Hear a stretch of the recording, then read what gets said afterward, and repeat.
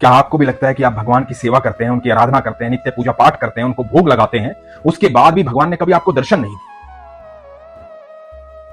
यदि आपको ऐसा लगता है, बड़े ध्यान से सुनिएगा। हरे कृष्ण दोस्तों, मैं हूं अनुज शर्मा। मैं आपसे सिर्फ इतना कहना चाहता हूं कि भगवान दर्शन दे देंगे तब क्या होगा, भगवान की अनुभूति हो जाएगी तब क्या होगा। क्यों पाना चाहते हैं आप दर्शन, किस लिए, और दर्शन पाने से होगा क्या?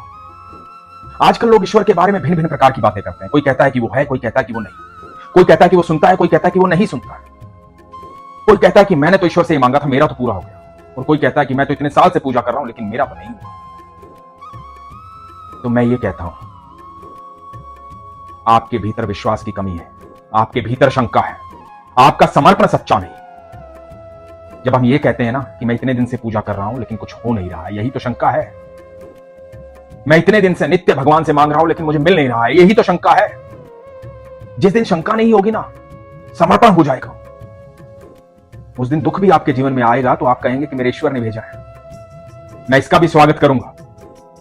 यही समर्पण होता है। और रही बात दर्शन की, तो दोस्तों यकीन मानना, ईश्वर का दर्शन पाने से कुछ नहीं होता, कुछ भी नहीं होता है।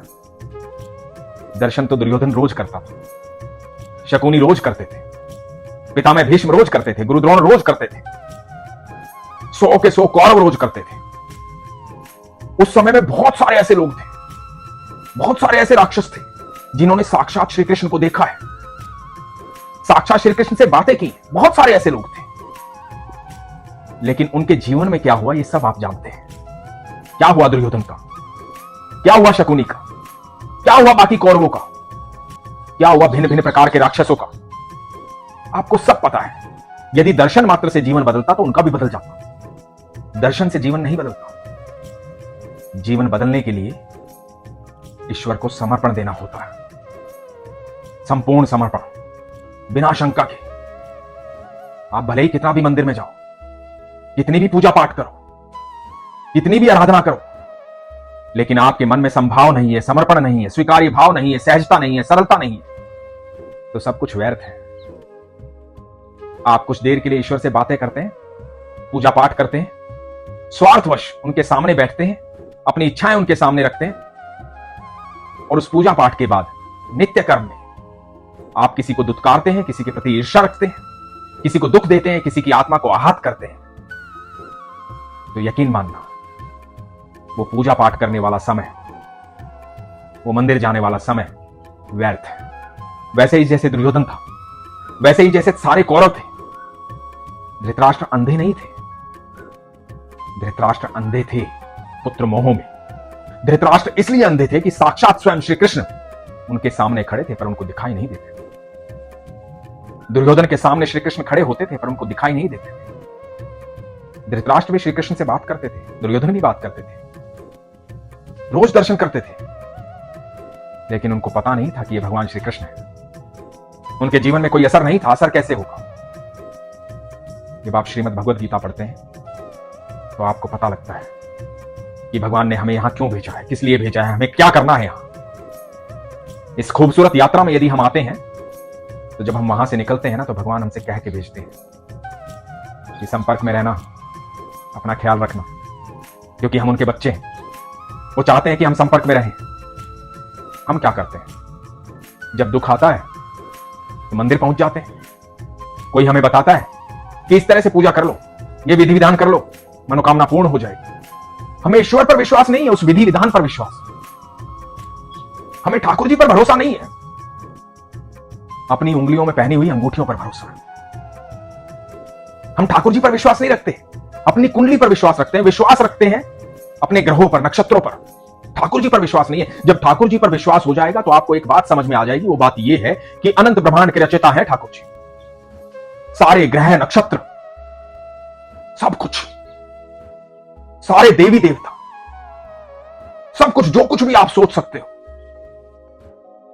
मेरे ठाकुर के सामने नतमस्तक होता है। जो आप बरसाना जाते हो ना, वृंदावन जाते हो, वो जो अटारी जिस पर आप खड़े होकर के सारे बरसाना को देखते हो, वो वृंदावन की भूमि जिस पर आप घूमते हो, वो साधारण नहीं है। सारे देवी देवता वहीं घूमते हैं, अनंत ब्रह्मांड के ग्रह नक्षत्र सब वहीं घूमते हैं, और हम भरोसा कर लेते हैं बाकी सब चीजों पर और कहते हैं कि भगवान सब ठीक करेगा। आप कभी अपने आप को टटोलिएगा,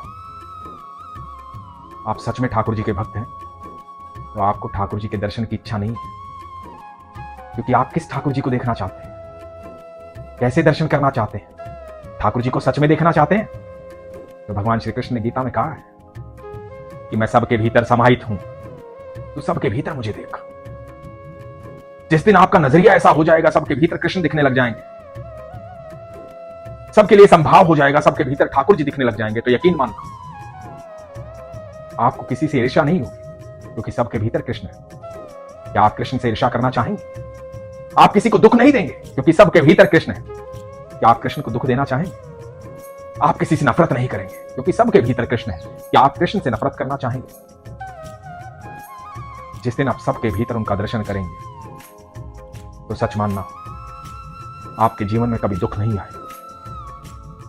आपको जब भी आवश्यकता होगी, इस यात्रा में जब भी आप अकेला महसूस करेंगे, आप कमजोर महसूस करेंगे, आप डरेंगे, आप घबराएंगे, तो वही सारे जीव जिनके भीतर आप कृष्ण को देखते हैं कृष्ण रूप में आपके पास आएंगे, आपकी मदद करेंगे। जो भी व्यक्ति आपकी मदद करता है, दुख में आपके साथ खड़ा होता है, आपसे पूछता है कि आप कैसे हैं, आपको संदेश भेजता है, आपकी स्थिति जानना चाहता है, आपका हालचाल जानना चाहता है, आपसे पूछता है कि आपने भोजन किया कि नहीं किया, वही कृष्ण है। लेकिन हकीकत तो यह है कि हम सब कृष्ण को नकार देते हैं। जो लोग हमें संदेश भेजते हैं, जो लोग हमें फोन करना चाहते हैं, हमसे पूछना चाहते हैं कि हम कैसे हैं, क्योंकि हम सोचते हैं कि इन लोगों को तो हम जानते हैं, बाद में बात कर लेंगे। हम कहीं मीटिंग में बैठे हैं और मां का फोन आता है तो फोन काट देते हैं, हम सोचते हैं कि बाद में बात कर लेंगे। पिता पूछना चाहते हैं कि बेटा आप कैसे हो, आपका हालचाल क्या, आपने भोजन किया कि नहीं किया, हम उनका फोन काट देते हैं क्योंकि हम सोचते हैं कि ये मीटिंग जरूरी है, हम बाद में बात कर लेंगे। आप यकीन मानना, ऐसी किसी भी आत्मा को जो आपसे संपर्क करना चाहती है, यदि आप टाल रहे हैं तो आप कृष्ण को टाल रहे हैं। और यदि आप चाहते हैं कि आपके चारों तरफ इर्द गिर्द, जो हमने सुना है कि कण कण में कृष्ण विद्यमान है, कण कण में ईश्वर विद्यमान है, यदि वैसी अनुभूति करना चाहते हो और देखना चाहते हो कि आपको चारों तरफ श्री कृष्ण दिखाई दे, आपको दर्शन हो, तो पहले आप अपने मन को वैसा बनाइए जैसा कृष्ण चाहते हैं। संभाव में आ जाइए। जब आपकी मूलभूत आवश्यकताएं पूर्ण हो जाएं तो दूसरों की मूलभूत आवश्यकताएं पूर्ण करने में उनकी मदद कीजिए।